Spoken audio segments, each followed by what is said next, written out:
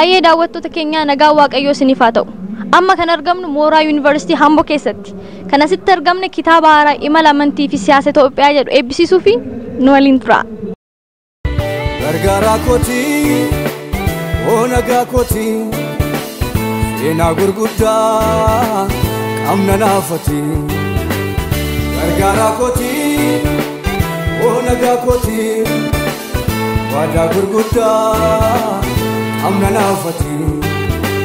Seenaa gurguddaa qabna naafati. Waadaa gurguddaa qabna naafati. Seenaa gurguddaa qabna naafati. Waadaa gurguddaa qabna naafati. Seenaa gurguddaa qabna naafati. Waadaa gurguddaa qabna naafati.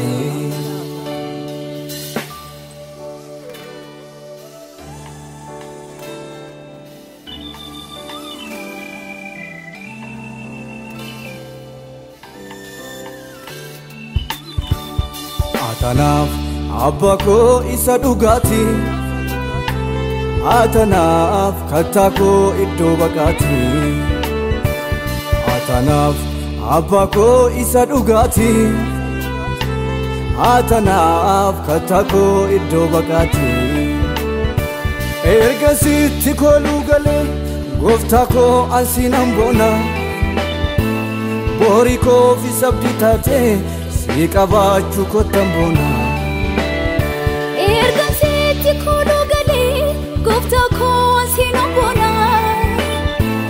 Boori koo fi sabdi taatee sikabaachu kotambona.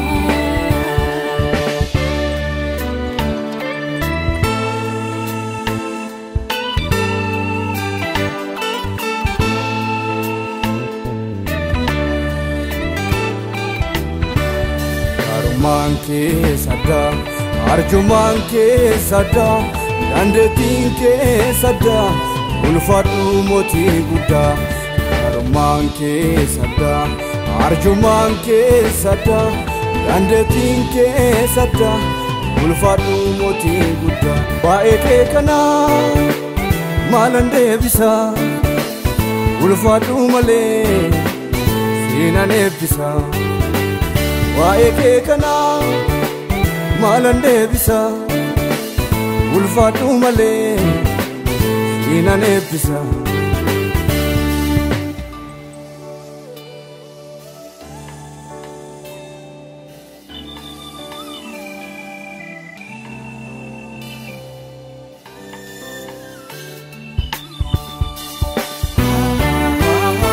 Naaftatee tamudaa malee Nankamne jechi garmale. Gargaaraa kootii, nagaa kootii, waadaa gurguddaa qabna naafati. Seenaa gurguddaa qabna naafati. Waadaa gurguddaa qabna naafati. Seenaa gurguddaa qabna naafati. Waadaa gurguddaa qabna naafati. Seenaa gurguddaa qabna naafati. Okay, maqaan koo Fayyaraa Tashoomaan jedhama, ogeessa fayyaati. Tole gaharra barreessaa Raqany Abarraa kitaaba haaraa eebbisiisaniiru maaltu sitti dhaga'ame? Dhugaa dubbachuu fi taarree kitaaba taarree kanaan dura barreessee kitaaba hedduullee dubbiseen jira. Kanaaf jaalalan kabajaa isaaf qabuuf jedhee har'a guyyaa har'aa asirratti argameera. Lammaffaa immoo inaaffaa aartiif ogbarruu afaan Oromootiin wal qabsiisee inaaffaa keessa jirutu jira. Fakkeenya siif fudhachuuf yeroo garaagaraa magaalaa kanarraa deddeebinee even giddugala aadaa Oromootti kitaabaa fi fiilmii afaan Oromoo eebbisiisuuf gara Finfinneellee deddeebinee gaafa eebbisiisnu turre. Inni kun immoo maaliif carraan akkasii garaagaraa magaalaa Amboo keessatti illee hin jiru. Yoo jiraates vaaliyuun itti kennamu agas mara miti amma akkuma argite. Kanaaf jecha hinaaffaan aartii afaan ogbarruu akkasumas aartii Oromoof qabuu fi kitaaba taarraqaa jaallachuurraan kan ka'e akkasumas ajaa'ibsiifataa isaa kan ta'e guyyaa har'aa asitti argamuuf koof gammachuu guddaatu natti dhaga'ama jechuudha. Tole gaa nama galateeffachuu barbaadanii fi dhaamsa isaan qabdan? Okay, dhaamsini namootaaf qabu aartii Oromoo irratti hinaaffaa dhugaa akka qabaannu aartii afaan aadaa eenyummaa kana kanaa fi hinaaffaa gaarii akka qabaannu jedha.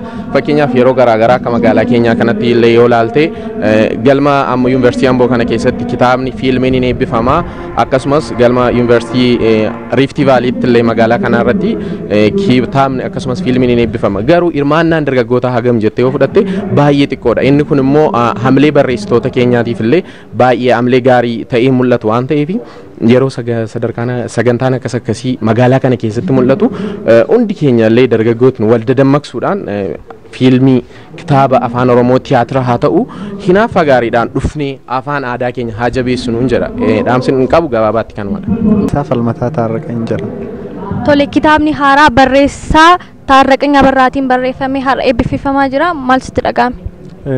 Kitaabichi bifa ajaa'ibaatiin qindoominni isaa akkasumas kitaaba guddaadha. Kitaaba ajaa'ibaati. Garuu keessi isaa kana yoo jechuullee baadhe yeroo gabaabaa kana keessatti haalli namni keenya ogbarruudhaaf qabu akkasuma ilaalchi namni keenya kitaabaaf qabu baay'ee kan natti hin tolle yoo ta'e illee ammi ture sagantaa gaarii ture jechuu kooti.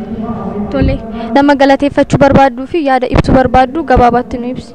Namni ani galateeffachuu barbaadu barreessitoota Oromoo otoo maallaqa ilaaliin otoo omaayyuu hawaasa kanarraa hin eegin ofii isaanii aarsaa godhanii kitaaba adda addaa kan namni baay'een iddoo adda addaatti beekeefis kan namni baay'een iddoo adda addaatti hin beekiniifis barreessanii uummataaf gumaachan maraaf galanni koo guddaadha jechuudha. Dhumarratti kanan jechuu barbaadu Oromoon hawaasa bal'aadha, hawaasa guddaadha.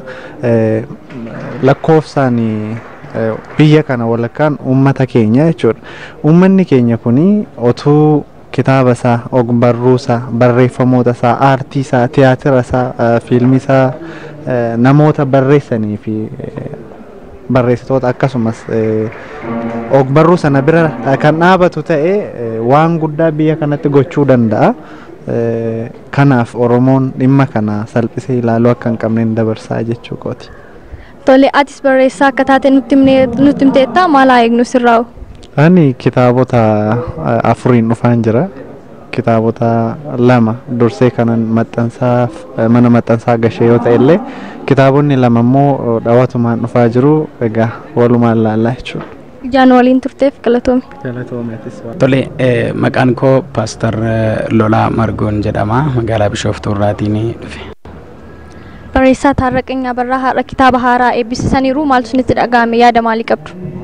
Tole waa'ee barreessaa kitaaba Taarraqaa Abarraa kan hin jedhu dhugaa dubbachuudhaaf barreessitoota kitaaba afaan Oromoo ta'anii biyya keenya keessatti akkasumas biyya alaatti kan argaman ardii kanarra kan jiran hundumaatii fi fakkeenyummaa guddaadha dheetan yaada. Sababni isaa maaliif kitaaba waa'ee amantii fi sochii siyaasaa walitti hidhee yeroo jalqabaatiif biyya keenya keessatti afaan Oromoodhaan nu gumaachi keessaatti Taarraqaan isa tokkodha. Akkasumas kitaabota hedduu itti dadhabee rifeerii godhee nu dhiyeessuu isaatiif baay'ee gammachuu guddaan natti dhaga'ameera. Tole isinis galatoomaa. Dhaamsa isin qabdan yookaan nama galateeffachuu barbaaddan yoo jiraate? Tole dhaamsa biraa hin qabu. Dhaamsi ani qabu tokko yoo jiraate garuu maalinni barreessitoonni kitaabaa kan ta'anii barreessitoonni kitaaba hafuuraa kan ta'e kitaabota asoosamaa akkasumas kitaabota seenaa garaagaraa afaan Oromootiin kan barreessanii keessuma barumsa kitaaba afaan Oromootiin dhimma hafuuraa irratti kan barreessanii biyyoota hundumaarra kan jiran xiyyeeffannaan isaanii afaan Oromootiin akka sabni kun afaan Oromootiin waa'ee macaafaa hubachuu danda'u, sochii amantii hubachuu danda'u akka godhanii jedhetanii barreessitoota Oromoo kan ta'an addunyaarra jiran hundumaaf dhaamsa koo dabarsa. Galatooma. Tole galatoometti. Ani Paaster Biraanuu Taarraqanii jedhama. Akka naannoo Lixa Shawaatti waldaa guutuu Wangeelaa waldaa guutuu Wangeelaa Itoophiyaatti akka naannoo Ambootti pirezidaantiidha. Tole barreessaa Taarraqanii Abarraa kitaaba haaraa eebbisiisaniiru sarratti maaltu isinitti dhaga'ame? Kitaaba haaraa obboleessa keenya Taarraqaa Abarraatiin barreeffamee eebbifamuu isaa irratti argamu kootti gammachuu kan hin jedhamne gammachuu guddaatu natti dhaga'ame. Sababiin isaa yeroo ammaa kana kitaabolee afaan Oromootiin barreessan kan amantaas haa ta'u kan hawaasaa baay'ee argachaa waan hin jirreef Taarraqaan immoo yeroo isaa aarsaa godhee waan hundumaa kana nu gumaachuu danda'u isaatti gammachuu kana hin jedhamne natti dhagahame baay'ee gammadeera. Ergaa dabarsuu barbaadaniif nama galateeffachuu barbaadan yoo jiraate carraan isinii kenna. Duraan dursee Waaqayyoon hin galateeffadhaa itti aansee barreessaa kitaaba kanaa Boleessa Keenya Taarraqaa yeroo isaa hundumaa kitaaba kana barreessuudhaaf aarsaa gochuu isaatiin akkasumas dhaloota kana nan fayyada nan gargaara jedhee beekumsa qabu dandeettii qabu nuuf laachuudhaan disipiliinii of godhee kitaaba kana dhaloota haaraa jiru kanaaf gumaachuu isaatti baay'ee isa galateeffachuun barbaada. Ammas jabaadhu cimin jedha warra kitaaba kana dubbisan yookiin hawaasa Oromoo kitaaba dubbisuu danda'aniif immoo kitaaba kana bitatanii itti fayyadamuu akka danda'an itti gargaaramuu akka danda'an dhaamsa koon dabarsaa. Yeroo ammaa kana kitaaba afaan Oromootiin barreeffame baay'ee nu barbaachisa waan ta'eef kanatti akka fayyadaman. Eebbisaa Baay'isaan jedhama.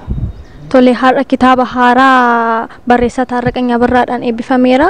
Maaltu isinitti dhaga'ama? Baay'een gammada. Waa lamaafan gammadaa. Tokkoffaa Taarraqaan hiriyaa kooti baay'ee walitti dhiyaannaa milkaa'ina isaa arguun anaaf waan guddaadha. Lammaffaa immoo kitaabni kun qabiyyeensaa kitaabota ammammaatti barreeffaman irraa addaa dhimma imala siyaasaa fi amantii Itoophiyaati kan inni kaasu. Kanaaf sabni keenya akka sabaatti kitaaba kana argachuu isaatiif baay'een gammada. Dhaloota kanaa fi waan hundaafuu ergaa dabarsuu barbaadan yoo jiraate? Dhaloonni kun dubbisuu qaba. Ergaan dhaloota kanaaf qabu inni guddaan dubbisuudha. Dhaloonni dubbise immoo hin barreessaa. Warri dubbisuu dandeenyu haa dubbisnu, warri immoo barreessuu dandeenyu haa barreessinu. Dhaamseedhuun qaba gabaabaatti. Tole nama galateeffachuu barbaaduu fi dhaamsa gabaabaa qabaata. Walumaa gala dhugaa dubbachuuf sagantaa bareedaa ture sagantaan kun waamicha keenyaaf deebii kennee galma isaatti bilisaan akka fayyadamnu nu gargaareera. Kun gargaarsa guddaadha. Kanaaf yuunivarsiitii Amboo addatti galateeffachuun barbaada sagantaa kanaan wal qabate akkuma kana qaamolee miidiyaa adda addaaf kan dhufanii addanatti sagantaa kana waraabuudhaan beeksisuudhaan nu gargaaran hundumaa galateeffachuun barbaada. Ulfaadhaa. Jaan waliin tartaniif galatoomaa. Galatoomeetillee. Muhammad Kadir Amir jedhama. Godina Baalee magaalaa Gindhiirii kan itti dhaladhe. Barreessaa Taarraqaa Birraa har'a kitaaba haaraa eebbisiisaniiru maaltu isinitti dhaga'ama? Ani eebba kana irratti carraa guddaadha anaaf eebbi kuni ani waa sadii irra dhaabbadhee dhufe uummata Amboo kabajamoo guyyaa kana sababa kitaaba kanaatiin arguu waan guddaadha. Inni biraa ammoo artiin uummanni nu hamata. Artistoonni uummataan nu bira dhaabbadhaadhaan malee ofii isaaniitti wal bira dhaabbatanii waan jedhan kana uummata keessa jira.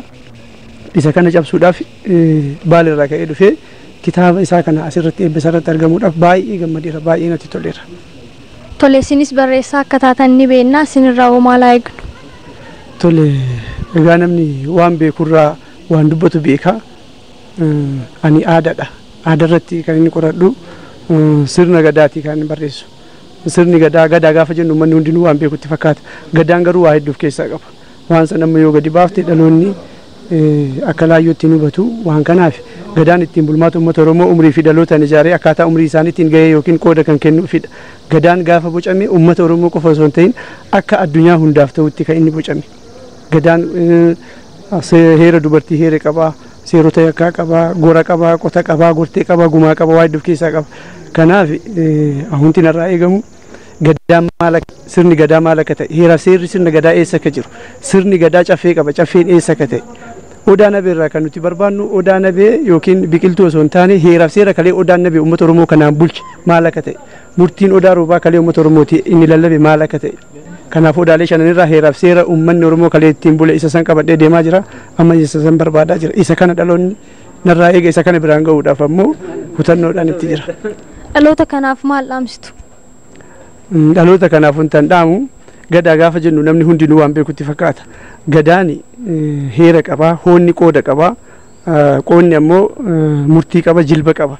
Kanaafuu cicha qaba gadaan, ciisicha qaba, buqqisa baallii qaba, naannii qaba, luba qaba. Kanaaf gadaa waan jennu kana amantaa miti waan ta'eef ittiin bulmaata waan ta'eef itti siiqanii abbootii gadaa nuti abbootii gadaati warra jedhu kana itti siiqanii waa'ee gadaa maalummaa gadaa heeraaf seera sirna gadaa akka gaafatan hin barbaada. Dhaloonni kun gadaa ijaarachuu kan danda'u immoo abbaa gadaa fi foollee filachuudhaan osoo hin taane shanuu filatanii hayyoota filatanii heeraa fi seera sirna gadaa odaalee shananirraa walitti qabanii hayyoonni irratti mari'ate akka dhaloota kanaa ta'utti bocanii yoo lafa kaa'anidha. Kanaafuu dhaloonni maalummaa gadaa heera seera sirna gadaa eessa akka jiru akka gaafatanidha kan dhaamu barbaadu. Kitaaba eebbaa irratti baay'ee natti tolee jira. Kitaaba taarraqa baay'ee baqa mucaa baay'ee jaallannudha. Barsiisaa keenya dargaggoo Waldaan Silaalee baay'ee walitti nu qabee baay'ee kan nu mariisisudha. Baay'ee guyyaadhaa baay'ee gammadeera. Anis illee iddoo kanatti argamu kootiin gammachuu guddaatu natti dhaga'ama. Duratti kaasee dargaggoota walitti qabee taarraqaanii barsiisa tureeyyuu baay'ee barumsa baay'ee kan ajaa'ibsiisu dargaggoota kan barsiisu dargaggoota illee umurii isaan jiran umurii isaaniif ta'uuf kan qopheesse kan nu barsiisu ture. Baay'ee kitaaba isaa eebba guyyaadhaa irratti jechuu kootiif garmalee baay'ee guddaan gammada. Dhaamsa isin qabdanii fi nama galateeffachuu barbaaddan yoo jiraate carraan isin kenna. Dhaamsa nuti qabnuu fi nama akkasii waaqayyoon nu kaasee waa guddaa waaqayyoon galateeffadha. Nama hubannaaf ogummaa akkasii qabutti ana fakkeenya guddaa nama naa ta'edha. Kanaafiyyuu taarree waaqayyoon mayii guddaa isaa eebbisu. Namoonni illee isa cinaa dhaabbattanii isa dammaqsaa turtan isa gargaaraa turtan waaqayyo isaan eebbisuun jedha. Anillee dhaamsina ni qabu dargaggoonni hundumti keessan dargaggoota qofa osoo hin ta'in haadhotiin abbootiin ijoollee umurii kamirrayyuu kitaaba dubbisuu dandeessan kitaaba kana akka dubbistaniif taarraqaas immoo gama kamiiniyyuu bukkee dhaabbattanii akka isa gargaartan dhaamsa kootii dubbisaan siniin jedha. Dhugaa dubbachuu fi guyyaa irraa baay'ee gammachuu guddaatu natti dhaga'ama. Kitaaboleen kana dura barreesse caala guyyaa irraa baay'ee gammadeen jira sinillee biratti qabaachuudhaaf. Kitaaba baay'ee akka barreessitan ni beekna. Kun kitaaba keessan meeqaffaa akka ta'e nu ibsame? Kitaaba 11ffaadha kun. Kitaaba kana barreessuudhaaf yeroo meeqa yeroo hammam akkasinitti fudhatee nu kitaaba kana barreessuudhaaf dhugaa dubbachuuf kitaaba tokko yeroo kana dura barreesse keessaa yeroo dheeraadha kan inni fudhate. Maaliif kitaabni kun kitaaba seenaa hedduu waa'ee biyya kanaa irra darbee waa'ee addunyaa seenaa amantiif siyaasa addunyaa duraa duubaan qabaataa kan dhufedha. Duraa duubaan waa'ee kana qoradhee funaanaa ofitti immoo waggoota 2 waggaa 3 kan ta'udha kan inni kana qorataa ture. Duraan bifa riisarchiitiin qopheessuuf kan hin ture. Riisarchiif narratti bal'annaan dhiiseen waan biraa hojjedhee kana akka inni hawaasa keenya biraan afaan kanaan ga'uun seenaa garaagaraa biyyoota garaagaraa jiran funaanaa. Kitaabota 21 ol dubbiseera. Namoota garaagaraas gaafadhee wantoota garaagaraa ragaa mana barumsaarraa mana barumsaa macaa qulqulluurraa sakaanirraa funaannadheen waggoota kan hundumaa walitti qabadhee yeroo ammaa kanatti kana qopheessee dhiyeesse. Kitaaba keessan Saharaa keessaa sarara lamaan tokkotu nu dubbiftanii. Kitaaba kana seensa Saharaan isinii dubbisa. Akkasidha. Seenaan sagantaa yeroo dhufuuf nuuf hin kennu. Garuu egeree keenya haala gaarii itti adeemuu akka dandeenyutti waa'ee ofii keenyaaf waliigala namoota irratti hubannaa guutuu akka argannu nu taasisaadha. Jecha kana Roobert Piinwiin nama jedhamutu barreesse. Maaliif nuuni hawaasa nuyi keessa jiraannu kun hawaasa seenaa baay'ee irratti xiyyeeffatu miti. Hawaasa har'atti waan baay'ee ilaallee waanumarraa nu dhibuu nu dinquudha. Kanaaf kaleessa maaltu ture maaltu jira jechuu dadhabuu keenyaa fi namichi kun ragaa kana nuu kaa'e addunyaa har'a jiraannu kana keessatti immoo dogoggora seenaa kaleessa akka hin deebinee fi seenaa dubbisuun keenya qajeelfamaaf daandii qajeelaa akka deemuuf nu gargaara. Tole egaa dhaloota kanaaf ergaa maalii qabdu? Dhaloota kanaaf kan hin dhaamu dhaamsi guddaadhaan dhaamu hiriyaanii yeroo hundumaa kaffaltii namaarraa hin barbaanneef duddanaa deebisiin jenne kitaaba. Namni kitaaba bichoonfate yoomiyyuu hiriyaa yoomiyyuu isa miidhu miti hiriyaa isa fayyadu malee. Kitaabni tola yeroo hundumaa hiriyaa karaa dheeraa wajjin hin deemnu yeroo hundumaa ammoo waan nu fayyadu waan ta'eef eenyumti keenyallee aadaa dubbisuu keenyaa gabbifannu jedha. Hammuma dubbifnu immoo dubbachuuf dubbiin nurkaa qajeelaa. Geggeessuuf geggeessummaan nurkaa qajeelaa. Barachuuf barumsi nuu qajeelaa. Hojjechuuf hojiin keenya fiixaan ba'an ta'eef addunyaa irra jiraannu keessatti dubbisuun hawaasa keenyaaf dhaloota gara fuulduraaf bu'uuran jedha. Kanaaf hawaasa keenya dubbisuun dhaamsa koo isa guddaadha. Tole egaa nama galateeffachuu barbaaddanuu jiraate? Namni galateeffachuu barbaadu nama duraa waaqayyoon hin galateeffadha. Waaqayyo isa karaa hundumaan na gargaaree nama hojii kan hojjetu na taasise isa hundumaa caalaan galateeffadha. Ittaansii haadha manaa koon galateeffadha. Na cina dhaabbattee waan garaagaraa kan qindeeffadhuuf na gargaaru ishee akkasuma yeroo tokko obboloota koo ragaa kana funaanuun hiriyoota koo hidhata kan ta'an immoo barreessitoota baay'ee magaalaa kana keessa Amboo kan jiraatanii Finfinnee kan jiraatan buleessa koo eebbisaa baay'isaatiin intala kitaaba mo'aatii biratti wajjin hojjennu yaadota baay'ee na bira kan dhaabbate isaan akkasiif gulaaltota kitaaba tokko hundumaa waaqayyo isaan eebbisuun jedha. Dhumarratti isiniin warra miidiyaadhaan ana cinatti argame akkasittiin interviiyuu naa kennuuf carraa kana naa kennee ulfaadhaa waaqa isin eebbisuun jechuu jaalladha. Ijaan waliin turtaniif eebbifamaa. Ulfaadhaa isinillee.